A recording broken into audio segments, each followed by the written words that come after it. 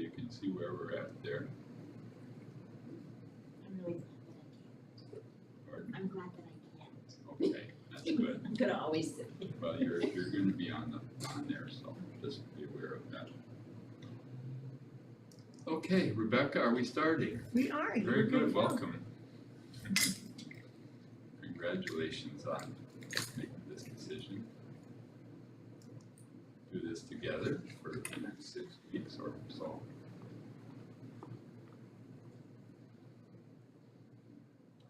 And if you're watching from home, welcome to you. This is a class on mindfulness meditation.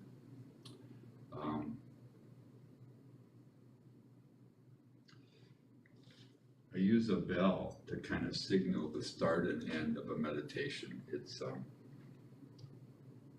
just a signal, but it kind of signals that this is a special time and place. So I find it helpful. It's kind of traditional. So we'll just sit here for a moment.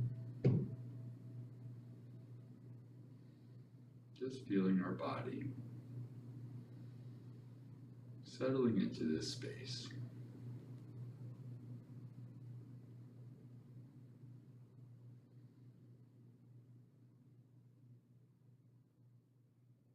Okay, I'm Michael. I'm going to tell my story a little bit of how I came to be here, and then I'll give you all a chance to talk about how you came to be here. You can see I have a cushion here, and in other coming weeks, we'll maybe try sitting on cushions or whatever, but there's a few more cushions over there and over there. If you're uncomfortable, get one. It's good to be able to feel yourself firmly planted in the seat with your feet on the floor, and nobody's too short that they need a foot bolster right now. So I was at a retreat this past weekend, and the senior, it was a very, very nice little retreat. There were only 13 of us, all teaching meditation in the prisons, and the senior one of us has been doing this 24 years, and she's about 4'8", I would say, and but she was very wise. So it was I could talk more about retreats,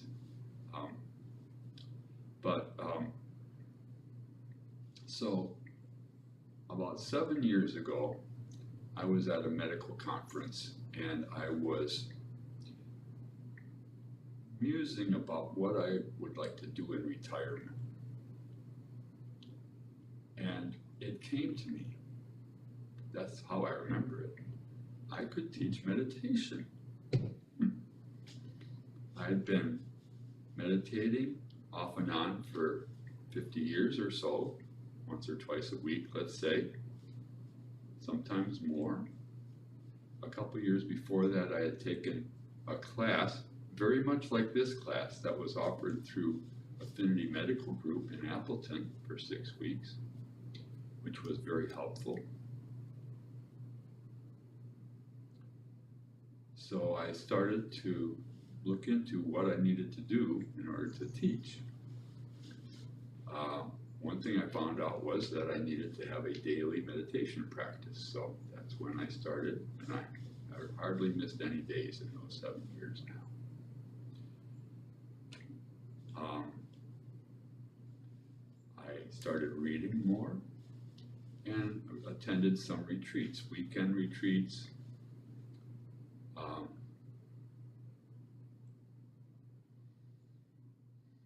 And at one of these retreats, one of the teachers, when I had an individual session with him, who I consider my mentors, he preferred just to call a friend, but Stephen, his name is, I said, I would like to teach meditation, but I don't think I'm ready. And he said, Michael, you're ready. Well, I found out subsequently that he was recruiting me to come teach in the prisons. So that was about 6 years ago, so 5 years ago, I believe. And so after that, I went to a class in Madison, mindfulness-based stress reduction class that's offered through the university. That's an 8-week class, 2 hours a week. It was originally developed by John Kabat-Zinn in Massachusetts in the 60s, I believe, as people were referred there by doctors for stress-related medical conditions. So I use a lot of material from that. Another teacher said, you really need to attend a 7 to 10 day retreat before you teach. So I got to do that 5 years ago, I guess it was, at Insight Meditation Society in Massachusetts, which was founded by Sharon Salzberg and Joseph Goldstein. And so then that fall I started to teach this class and in the prison. So this is the 5th year we're doing this now. And some of you have been here for quite a few of those.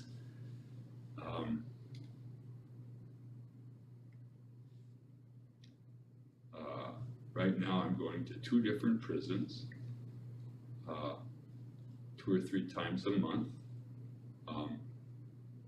Fox Lake Prison near Waupun with 4 other volunteers, and Kettle Moraine Prison near Plymouth with 1 other volunteer. So it's really been fulfilling. It's really enriched my practice, and getting together like this is really precious. So I'm glad you're all here.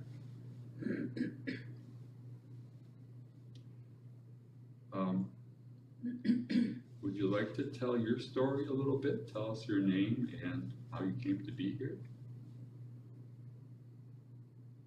I'll start. Thank you. This is probably my 3rd, maybe my 4th time doing this. I suffer from a lot of anxiety, and it's really helped me a lot. A lot of times though, after the class is over, like the 6 weeks, I forget to keep practicing, but like if I'm having a moment, I will do like the deep breathing or the walking. I will incorporate that, if I'm having an anxious moment or a stressful moment. So. Thank you, Rose. Yeah. I guess I will go next. I'm Alice, and I've seen your class offered year after year, and I've always been curious to do the class. I have actually probably already read the Sharon Salzberg books, and I adore her as a guide. I have read quite a few books, and sometimes on my own journey to discover what meditation is, I try to find my own way, because when I hear you have to do this or you have to do this, I'm kind of a rebel, and I want to figure it out for myself. But that's part of the busy mind that I'm trying to calm, because when I get busy, I get stressed, and I feel like sometimes I let all the influences of the world weigh me down. So I want to be better at protecting my space. I think meditation and having other people to keep me going on a daily practice would maybe be very helpful for me. So Thank you, Alice. thank you. My name is Megan, and I am very happy to be here. I guess I want to tell a story about when I first learned about meditation, which was when I was 19, and I was at a Carlos Santana concert with my best friend, who I had just met in my freshman year at Marquette. We went down to the lakefront, two young girls, to just have a fun night at a good concert. And she is very much my soul sister. Her spirit and mine are really in alignment, and even, 25 years later, we still, even though she's in Vermont, we pick up the phone and we just are really connected. And at the concert, Carlos Santana, who's a very spiritual man, said these words. He said, when you pray, you talk to God and God listens. But when you meditate, God talks to you and you listen. And I have obviously never forgotten it. I have shared that story countless times, and it really, growing up I was brought up Catholic, and prayer was just something that came very easily to me, still does. It's something that is very outward going, so it's like what we're good at, right? Doing something and check in. So prayer has always been, I guess, a crutch in a lot of ways. It's how I start my day, how I end my day, and throughout the day, I find myself in prayer. But I was really curious about this idea of meditation, but I have a very active mind.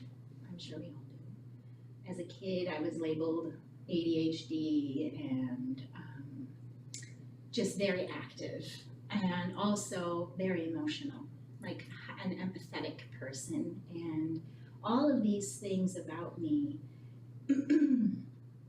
I knew in my heart that I needed meditation, but sitting with the thoughts in my mind, which sometimes are very crippling because I can be very negative and critical of myself, was scary. And so it was probably 10 years ago that I actually started meditating as part of my yoga practice, because I'm a yoga instructor. I've been teaching for 15 years.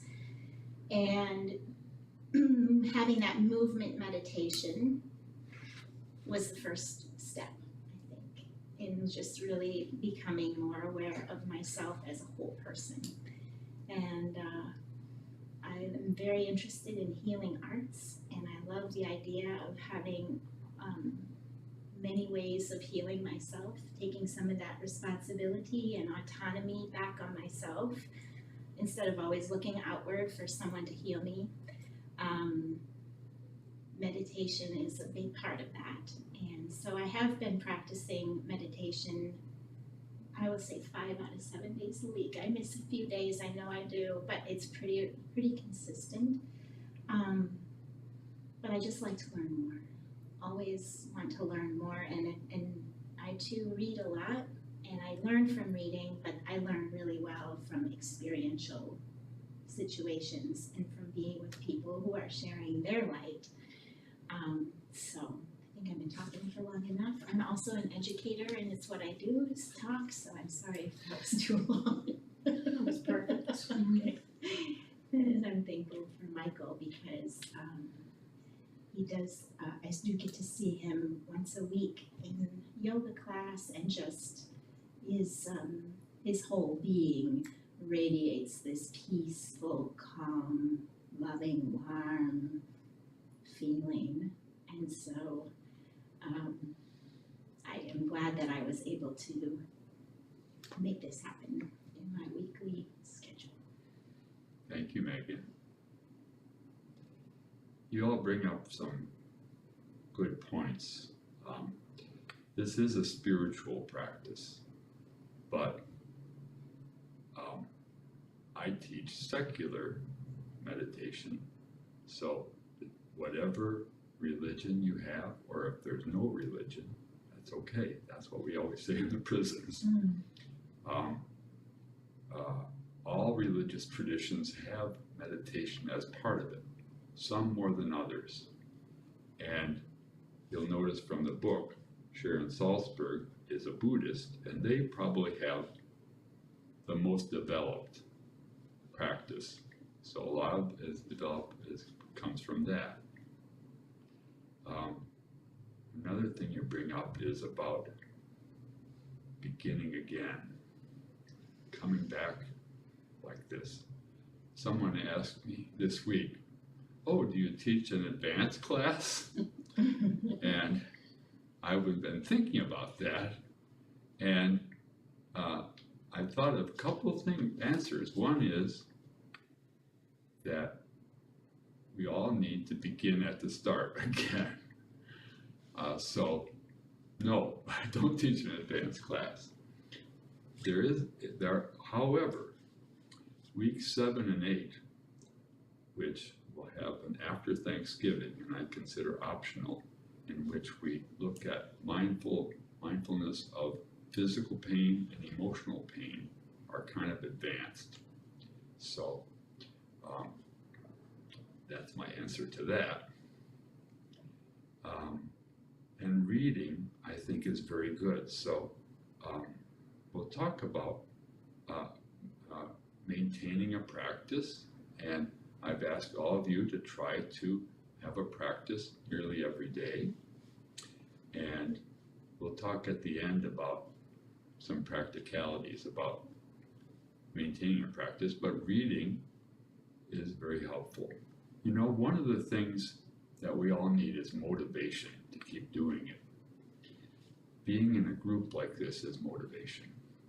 Reading from other people is motivation.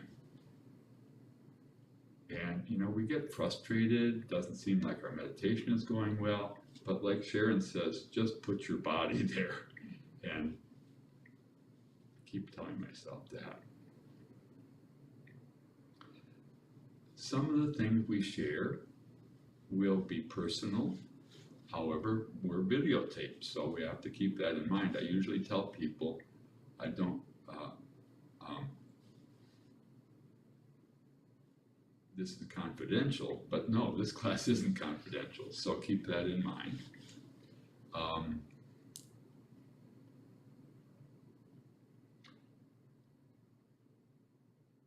So what we're going to explore, mindfulness, is really simple. It's just about learning to pay attention. And we can further define it as paying attention moment by moment. What's happening now? What's happening now? And there's several different spheres that we're paying attention to. We pay attention to our body. What do we feel? What physical sensations do we feel? We pay attention to our mind. What's going through that mind? What are the thoughts? What are the emotions going past? And we learn to pay attention to those. And we learn to pay attention to our environment, to nature, to people.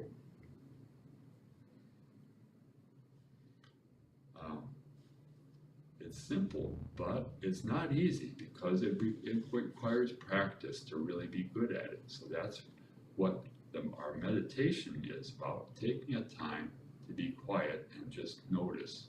And that gives us skills in our everyday life then. Paying attention moment by moment to what's happening in our body, in our mind, and in our environment with a certain kind of attitude. Curiosity. Oh, that's happening. Oh, that's happening. And not judging it, you know, just saying, oh, it's happening. It's really happening. I can't, not pushing it away or grabbing onto it are some of the skills we'll talk about. So really curious about what's going on. And kindness is really important too, because we tend to beat ourselves up a lot. Most of us do. And meditation makes us beat ourselves up more because we think we're not doing it right. And keeping in mind that, oh, I'm doing the best I can, I'll keep trying, it's all right. And then that extends out past ourselves to being kind to everyone, which is an important skill. So in this practice, we call it a practice, we're working on these skills. Now, some people have gifts. They're given some of these skills. but even people with these gifts can develop them. And so regular practice helps us develop these skills.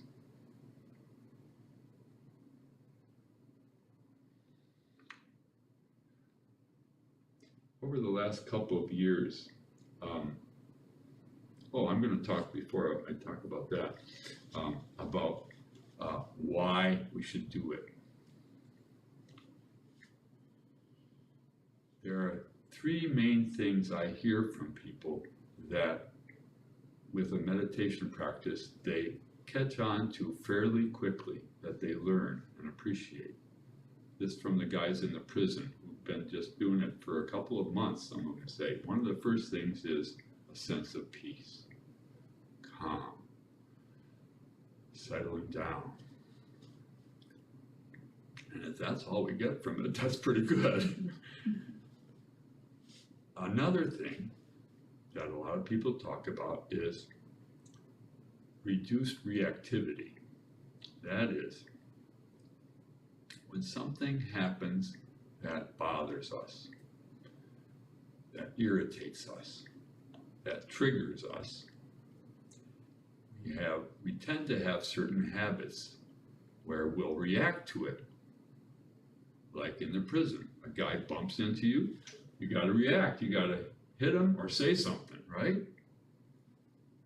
We learn that we can calm that down. We don't necessarily have to react because those habits are not always productive. Now, obviously, it's good if you touch something hot to put your hand back, but there's a lot of things that it's better to take a pause and notice what's going on before we say or do something. And so that's one thing that a lot of people notice as a positive benefit. One thing that I really like, and I hope for all the time, is insight.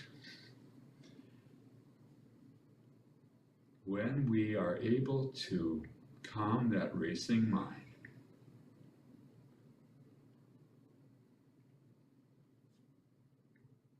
there's a deeper part of us with wisdom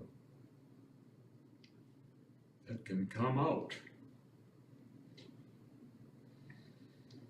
And during those moments, we notice, oh, that's true about me, about what's happening. Oh, what do you know? So that's really fun. And of course, in the last 30 years, there's been a lot of science done on meditation, and Sharon talks about it in the introductory chapters about all the things that it's been shown that meditation helps with. Medical problems like high blood pressure, depression, anxiety are helped. We can concentrate better. We can, I got a list here. Improved attention, improved mood, increased compassion, even works on the body. There's reduced inflammation that's been shown, improved immune system, and generally happier, healthier lives. They've been able to show this in a lot of different kinds of studies, brain scans. One of the big tools is what's called functional MRI, which I guess is a brain imaging tool that looks at active areas of the brain that are active in the moment, that they light up because I think they're using more oxygen. I think that's it. And so they can see which area of the brain is acting at a given moment. And they can see patterns in it then, and they know which areas of the brain are working in certain ways. And they've shown what they call neuroplasticity, that is, our brains get better. When I went went to medical school, they said, brain development stops maybe in the early 20s or so. And after that, it only gets worse. But they've shown that our brains continually change, and we can change them for the better with mindfulness and meditation. I think that there's a man called Dan Siegel who developed what they call the hand model of the brain, which I think is very helpful. It's a great tool for kids, but it's good for all of us. It's very simple. If we think of our brain like a hand, the wrist is the spinal cord. It brings up messages from the body into the brain. And of course, the brain relays messages down. The palm is the brain stem, which gathers all this information. And it's in that area that's the very primitive, we call it primitive, they call it sometimes the reptilian brain, is where that reactivity happens, where we learn to go away from painful things, particularly. So it's very protective. It's enabled us to survive. We can think of the thumb as the midbrain. The amygdala is part of this, a bunch of other structures that a lot of emotion is involved in that part. And that's also with that reactivity. Emotion is what motivates us to do stuff. If we like something, we're going to seek more of it. If we don't like it, we go away from it. And the fingers represent the cortex, the outside part of the brain, where a lot of thinking happens. And primarily, the prefrontal cortex, which you could think of as your pinky, is where the most advanced thinking happens, where we can really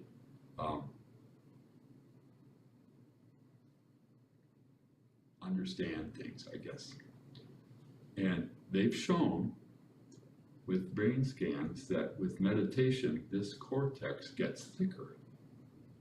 And the connections with the prefrontal cortex that control the rest of the brain improve.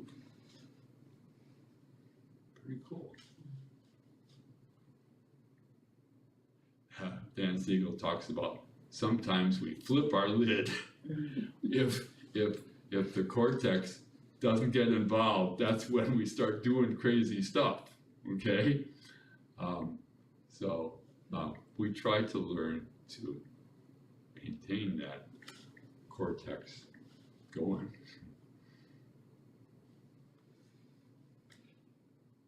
So over the last couple of years, I've kind of thought about this meditation practice as what does it do for stress? I think this came out of COVID. We were having a lot of stress during that time. Having to stay home, worry about what was happening. And that's improved, but there's still a lot of stress in our lives, in our society, in the world. And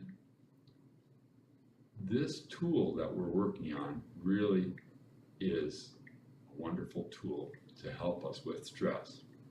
So I've been doing a little survey at the start of class where I asked you to tell about stress in your life. So I'm going to give you a card and a writing instrument. Thank you. There's one. Perfect. There's two more. You're welcome.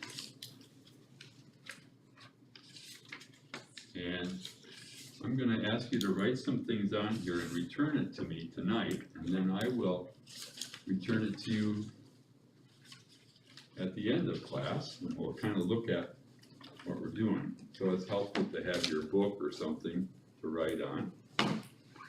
or something to hold. You can use my book if you want. I guess you're all okay. So I want you to divide your this way into 3 columns.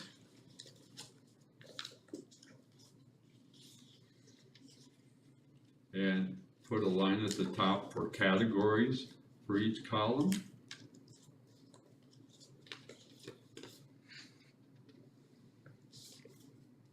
You don't have to put your name on it, but you can if you want to.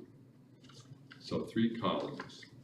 And the first column, label at the top stresses.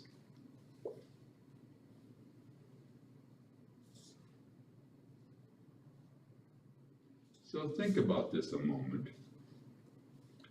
What are 2 or 3 stresses in your life right now?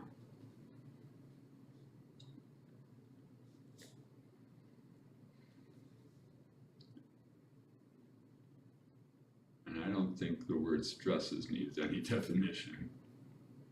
I think we all know what we're talking about.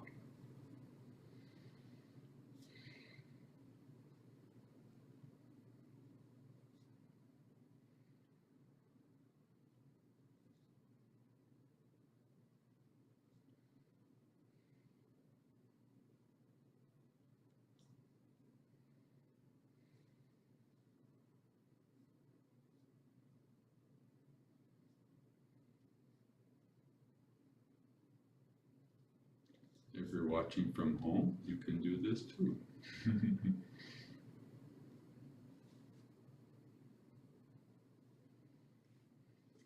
So the first column is stresses. And you'll have more time before you hand these in later if you want to have other ideas. The second column, please label help strategies.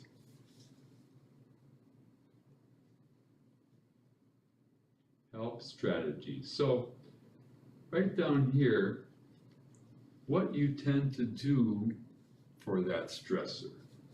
What do you do to make yourself whole, to build resilience, to manage with these stressors? Help strategies. So is it a 5 o'clock cocktail? Is it exercise? Is it talking with someone? What are some things that you're doing to help you cope with stress?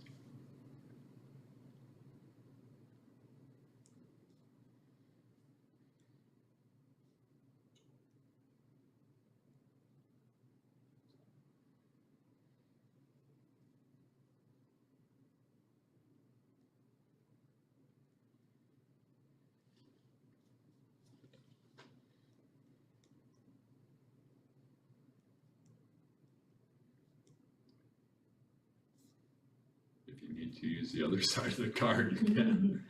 And the third column,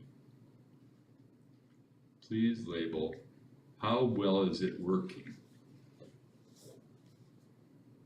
How well is it working? How are your strategies working out for you?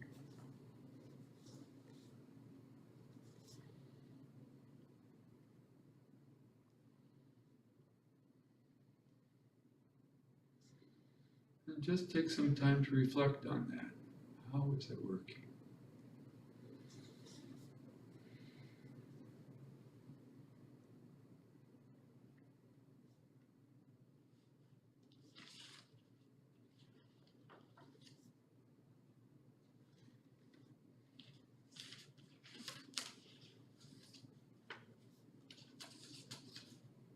Please remind me to collect those at the end of class tonight.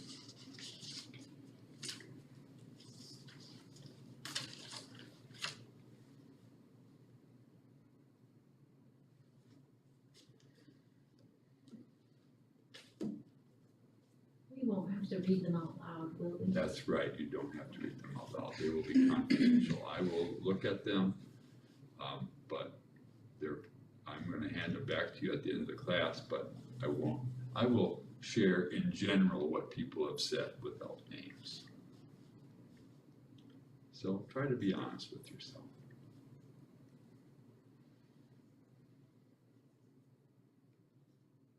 Or how well is it working? Can you just give you a number like 1 out of 10? That's fine. That's my math teacher mind, and that's also, Good for you.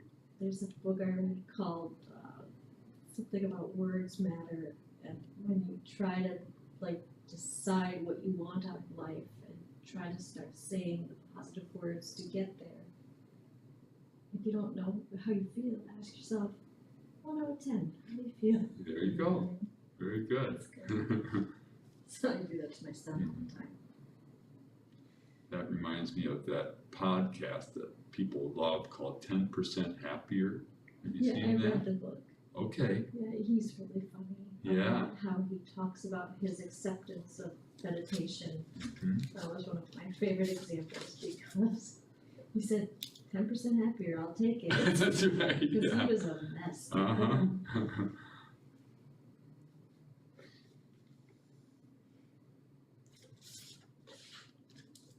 So in our class, each week I will talk and I will introduce a meditation practice, a guided practice we'll do together, and we'll have some time for discussion. At the end of class, we'll talk about our goals for the coming week. So tonight, we're going to focus on the core practice, which is sitting and noticing each breath.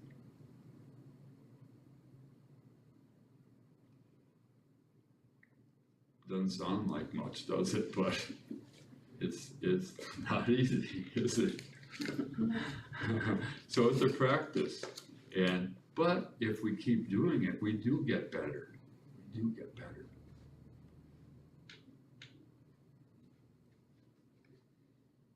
So I'll lead us through this practice. It's helpful to have a certain posture. I like to call it a dignified posture, in which we're sitting upright,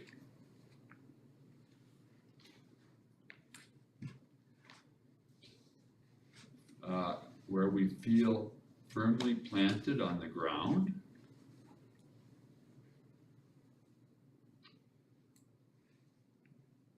Now, you can do this lying down or standing up, but sitting is traditional, and for most of us, it's the best way. It doesn't take a lot of energy, but sitting upright rather than leaning back does several things, doesn't it? For one thing, it helps us feel our breath better, I think, where we feel it in the body. It also gives us a good balance between being alert and relaxed. When we lean back, we may be a little too relaxed, we may tend to fall asleep, get drowsy. That's not what we want in this practice. We want to be alert, noticing. So having a certain posture is important, and we notice what we do with our hands. So we want to set an intention that we're going to be able to sit without moving for a certain amount of time, let's say 10 minutes, okay? So we just notice where we're at. We can have our eyes closed or just kind of gently gazing down forward.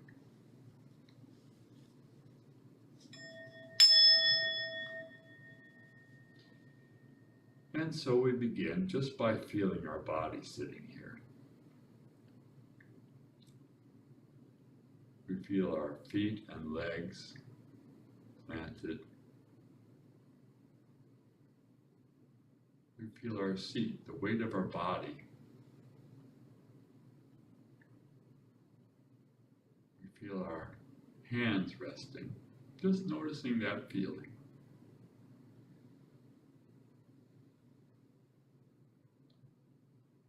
Notice what our back feels like.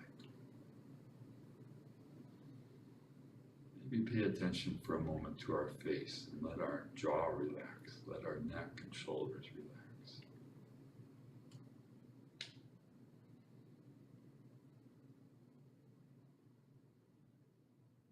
It's often helpful. Get started with a couple of deep breaths, taking a deep in breath and a very long out breath.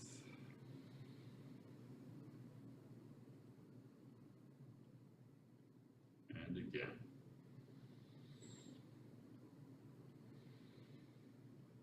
And then just sitting, letting the breath breathe itself, and just noticing, what does each in breath feel like? And each out breath.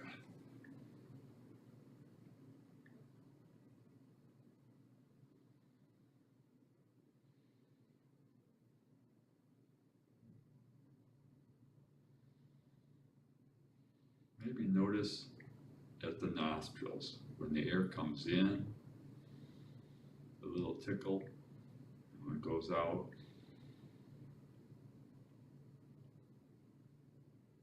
maybe you notice it's a little cool on the in breath, and warm on the out breath.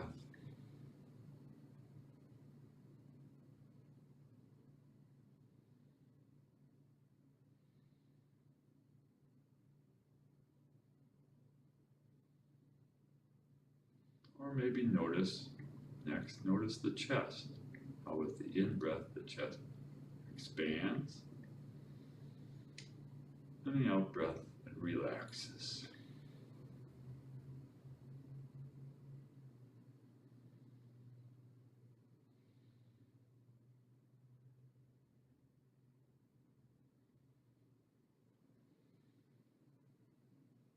And you can feel it in the belly. On the in breath, the belly expands outward. And the out breath, it relaxes inward.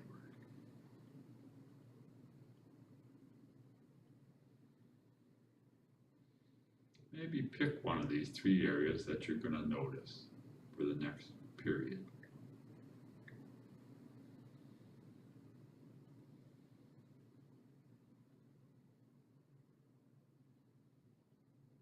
To support this concentration on each in breath and each out breath, you may want to silently say to yourself, in, out.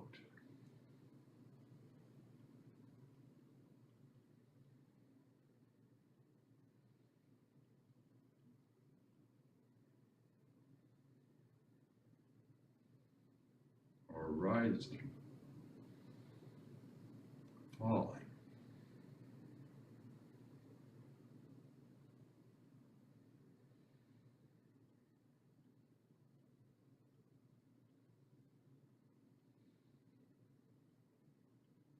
Just noticing a feeling of each breath.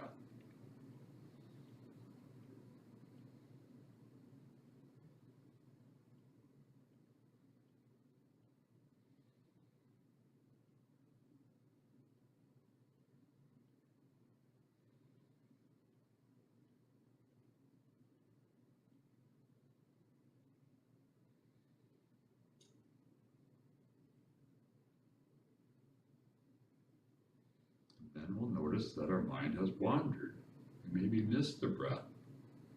Oh, where did my mind go? Maybe it was an itch. Maybe it was a sound. Maybe it was a thought coming by. Oh, thinking again. Well, when we notice that, that is mindfulness. Oh, how interesting. And then we let that go and come back to the next breath.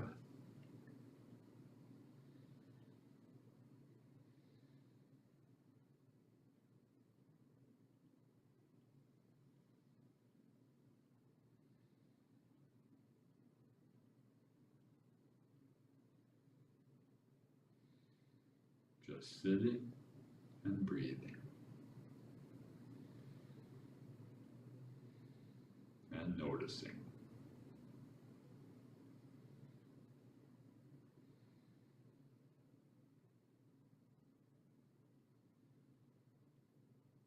wonderful it is to give our minds a period of rest.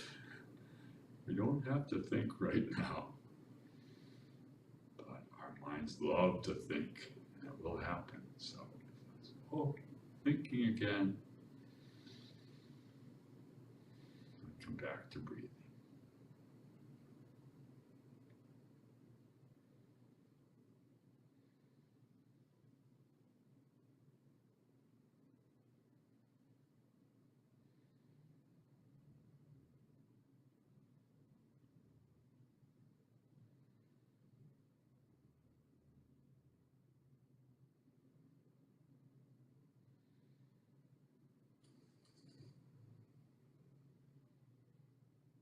Notice a feeling of boredom or restlessness. We don't want to just sit here and notice each breath. We want to be planning something or remembering something. Yes, that's normal. Notice that. Say to ourselves, oh, planning, remembering. And let that go and come back to the next breath.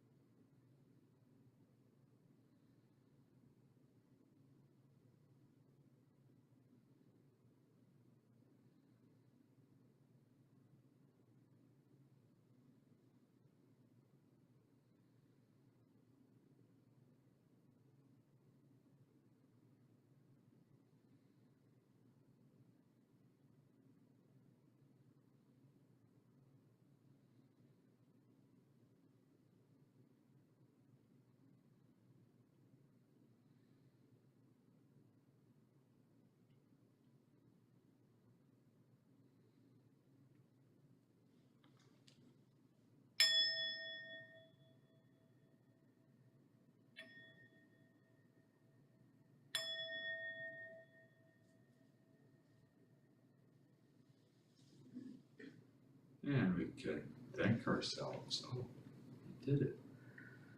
Good for us. We sat, we meditated. Good.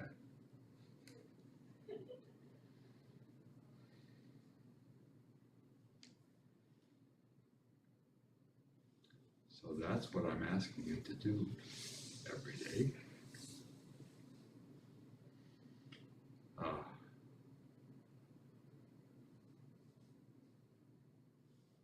In a minute, we'll kind of talk about plans for the coming week, but before we do that, maybe we can share a little bit what our experience with this is, what questions or what's going on with exploring this mindfulness.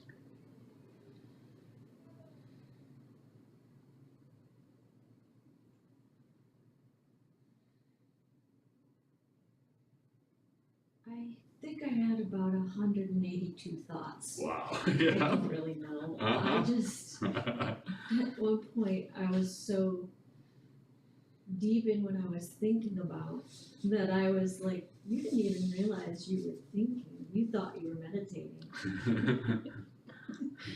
And then I kept thinking, when can I move? When is it over? And just to like always come back to the breath. You know, it's good, but I wonder how much of the 10 minutes was spent corralling the puppy, as there's another author, Jack Cornfield, who talked about how it's like training a puppy. Yes. And you don't beat the puppy when he strays off the paper. So maybe I had 182 thoughts, but I brought myself back 182 times and I'm not beating myself up. Very good. Thank you.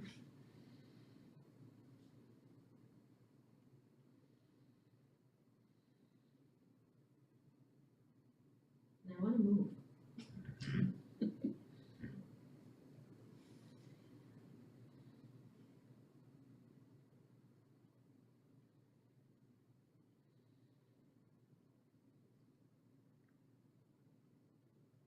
for me, it feels good to have 10 minutes of complete inward focus because I feel like so much of my day is, my energy is going away from me, like 150%. And the 10 minutes went by really quickly today for me, which tells me that I need it as an isolated event for myself. 10 minutes would be really great because it felt like I was kind of filling myself up a little bit. Go ahead.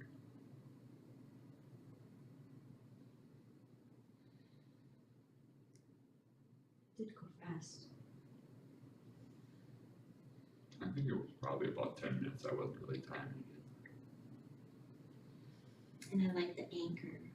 For me, at the beginning, that anchor of choosing one of the three physical parts to focus on, but then I like a mantra. So for me, the mantra that you suggested of in, out, or rising, falling is good for my brain as a way to just really anchor in.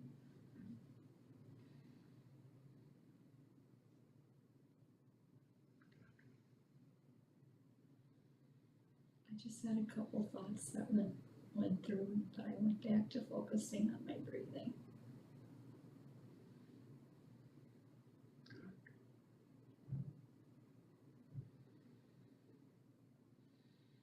So in the coming weeks, we will explore other tools, other things we can focus on besides our breath. The body is a big one. We'll spend some time noticing what are those thoughts and emotions that go by. One week we'll focus on kindness. Sharon Salzberg is the expert on kindness. We will explore mindful communication, mindful listening and speaking. So in the coming week, try to practice for a short period each day. I'd like you to read what's week 1 in the book is entitled Concentration. In my book, it's pages 35 to 76, but different editions might have slightly different pages. So that's exploring what we just did tonight, Sharon Salzberg's guidance on this following the breath. Many of us find guided meditation like I do here to be very helpful. And there are a variety of resources you can use at home if you like that, rather than just sitting on your cushion by yourself being quiet. There are, toward the back of the book, I believe there are tracks that Sharon recorded. I used to have a CD with them. I guess I loaned it to somebody, but I think in the newer editions you access these online somehow. And in coming weeks, I'll have a handout that has other resources for guided meditation.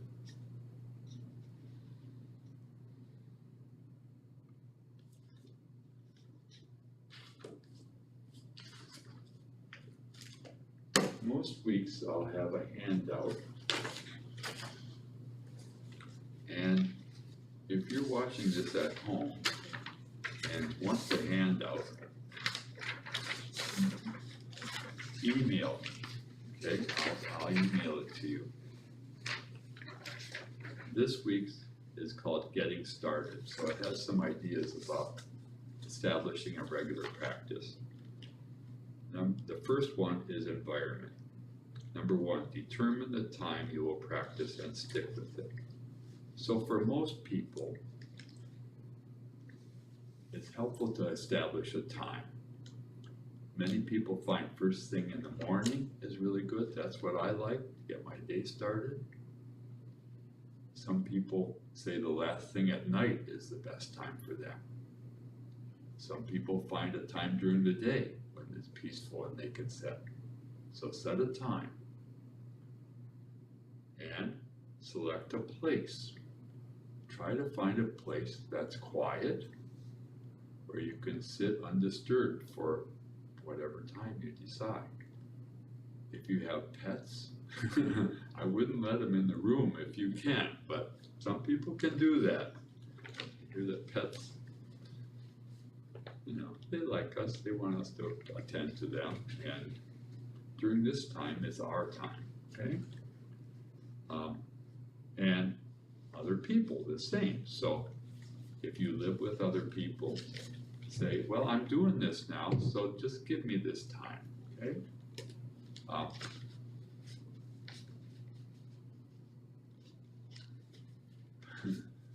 When I lived with Jan, she would sometimes walk by and go like this. Crack me up. For me, first thing in the morning, this is my routine. I get up, I do a little reading. Right now I'm reading a Jack Kornfield book. What's it called? Can't think of what it's called. Wise Mind or something like that. That kind of motivates me and gives me some guidance.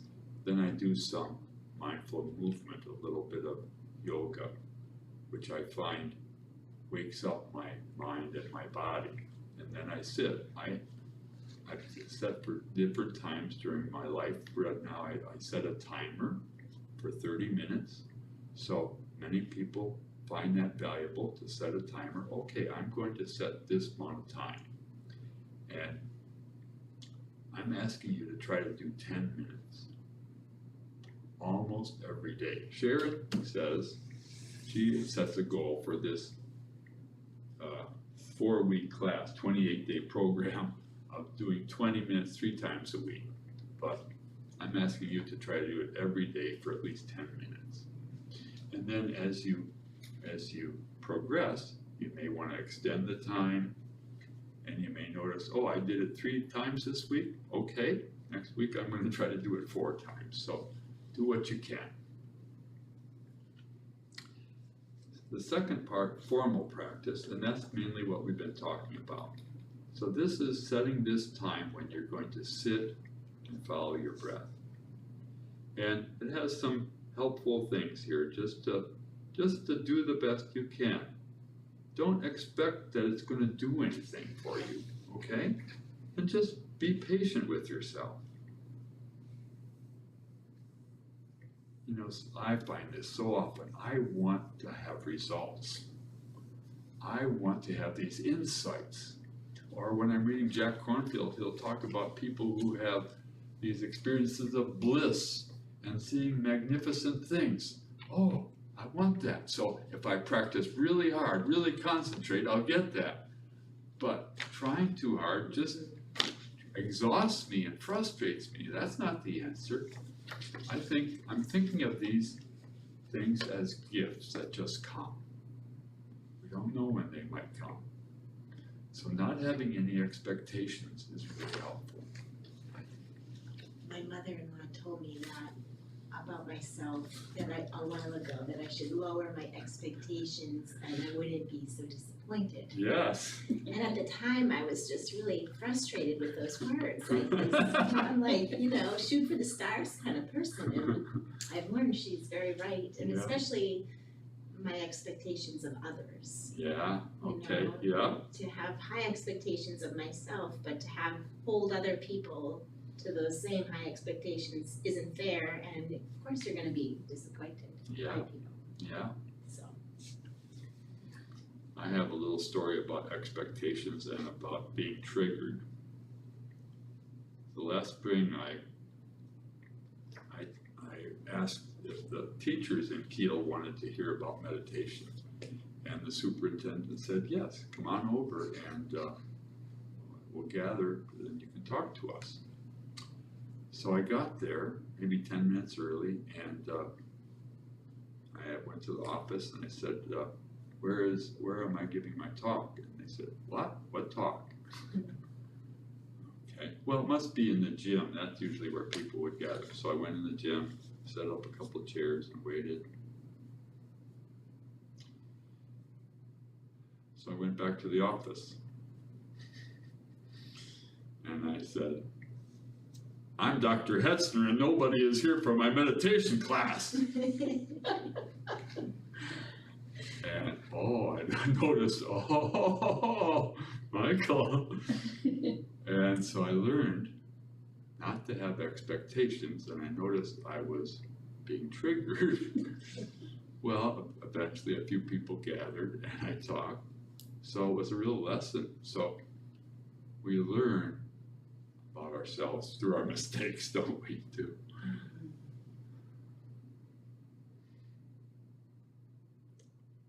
How to forgive. Yes, that's right. Forgive myself and forgive other people for not doing what I expected. The third part is about an informal practice. So part of what we do is we set this time for what we call a formal practice, where we are going to meditate. And then we try to set times during the day when we're just aware of what we're doing. Set an intention to be aware during a normal everyday activity. So pick something. Brushing one's teeth is really good. So I have an electric toothbrush that takes 2 minutes, okay? For each, I have to go through the 4 quadrants. And so I just try to notice, paying attention to brushing my teeth for 2 minutes, putting the toothpaste on there, turning it on, noticing what it feels like, noticing the movement of my hands through the mouth, and then noticing when my mind wanders to what I want to do today, come back to brushing my teeth. So that's one activity. You can pick washing the dishes is a good one. If you do hand washing, Thich Nhat Hanh is a great teacher. Says when you're washing the dishes, just wash the dishes. So maybe you want to say, okay, I'm going to pay attention to this task right now. So it's something you don't really have to think a lot about to do, but so notice what it looks like. Notice the soap, and notice what it feels like. Notice the warmth, and notice what the dishes look like, and notice what your hands are doing when you do it. So little tasks like that. Or if you have steps in your house, I'm going to walk up the steps. I'm going to pay attention to each step. It takes 2 minutes. Those little times of mindfulness build this practice into our other everyday life. And that's really where we're at. We're not just here to be meditators. We're here to be mindful in our life. So try to find some things like that. This, you can see at the bottom, this list was developed by the University of Wisconsin Health Integrative Health Department. They teach mindfulness at UW, and this comes from them. So thank you to them for that. And there's quite a few things in the class that I got from them.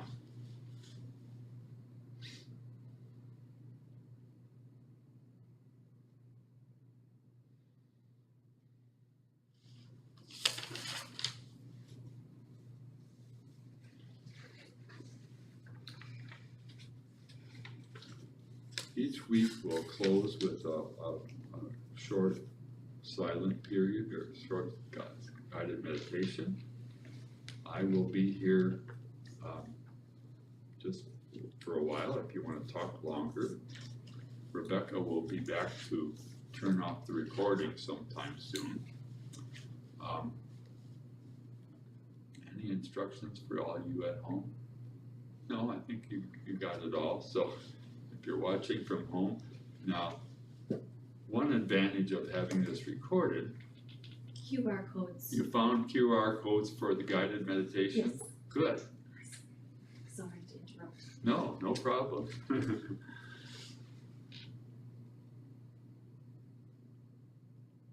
Um, So if you miss a week, try not to miss a week, but life happens. So this is an opportunity to catch up, watch it.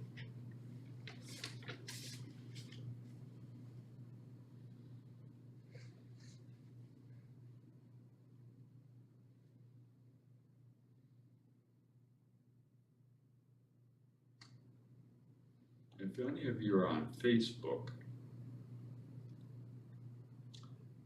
each week I try to share some thoughts on meditation. Very often they come from my experience or from something I've read. A lot of times I call it mindful moment. So it's from a site called Mindfulness Group of Kiel Chilton area. So if you get a chance, take a look at those, and I'd be interested to hear your comments on it. I've been doing this for a little over a year, so it's helpful for me to express things I'm They're great, noticing. I love it when you do that, I always like to read those. I understand that the Center for Healthy Minds in Medicine also has something called Mindful Moments, but I think I had it first. Doesn't matter, if they come accusing me of copying them, it's okay. I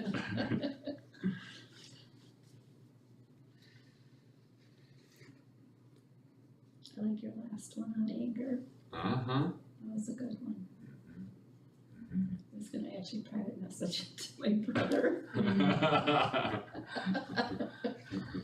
I usually could call one of my family. I have 3 brothers and I'm the oldest, and they get all, I'm the one who has the child. Nurture. Yeah, That's good. be the mother hen.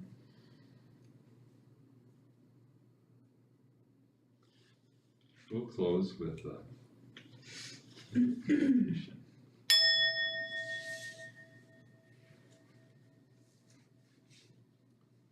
Noticing our body planted here.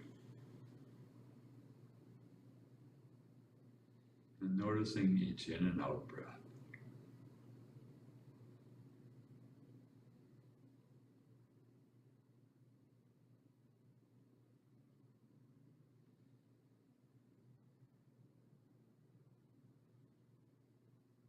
And maybe noticing the thoughts and ideas and plans from tonight. And let them just settle.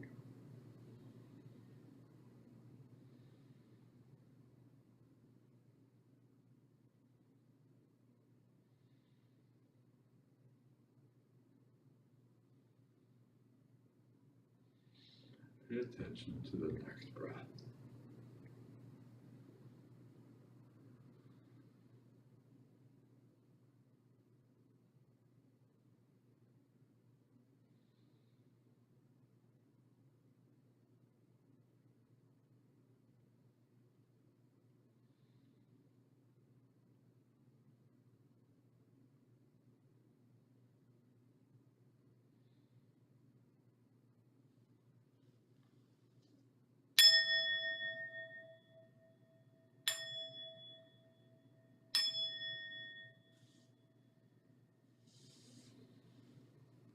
Thanks for your practice. Thank you. Michael. Thank you.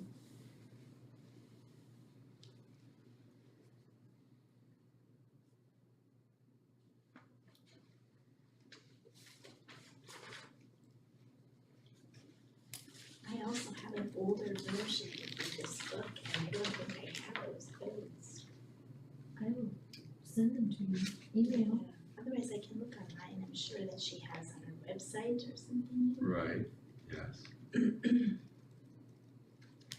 I'll share with you now another great resource for guided Oh, yeah, I need these, thank you. If you're done with them, thank you.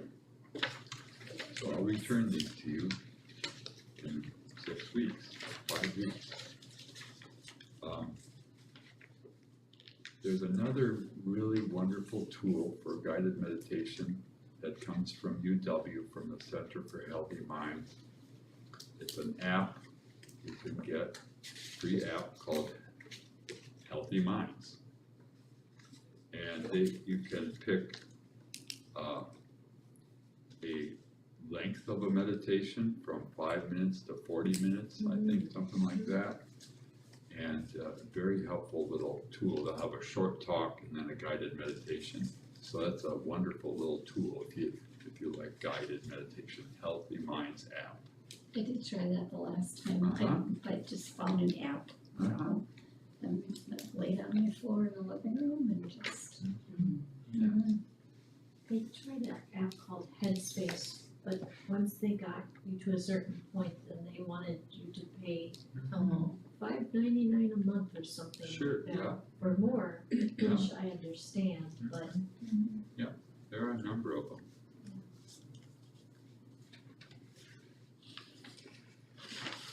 See you next week. Sounds good. See you next week. Do you need to put these chairs somewhere?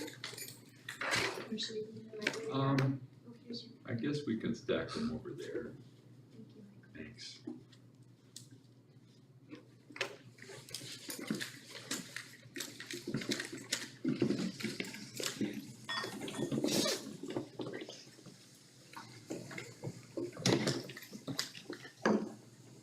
maybe you just make another stack, right?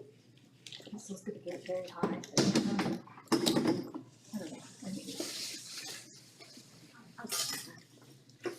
It's interesting in this space.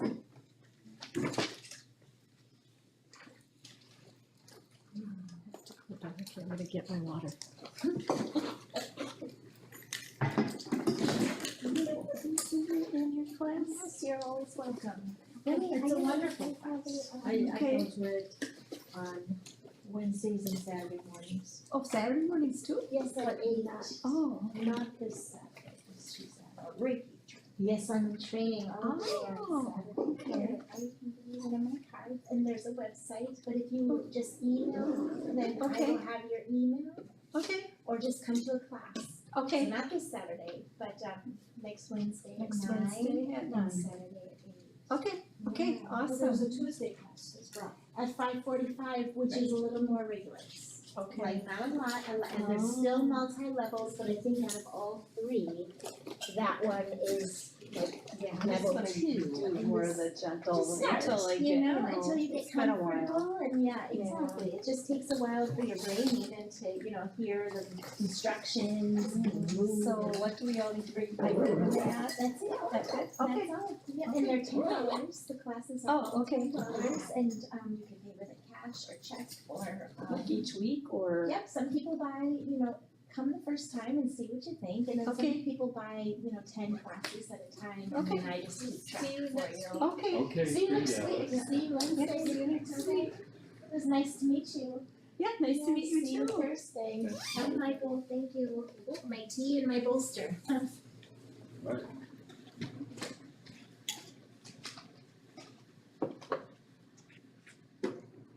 Thanks, Rebecca.